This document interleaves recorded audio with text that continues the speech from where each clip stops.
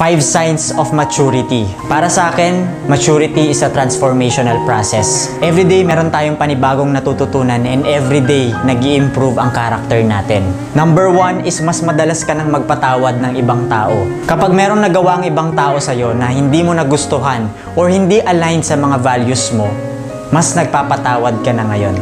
Number 2 is nire-respeto mo na ang iba't ibang opinion ng mga tao. Dito sa social media, napakadaming opinion, di ba? Malalaman mo na nagmamature ka na kapag open ka na sa iba't ibang opinion ng ibang tao. Hindi ka na close-minded na kailangan sarili mo lang yun parating tama. Number 3, baka maraming makarelate dito.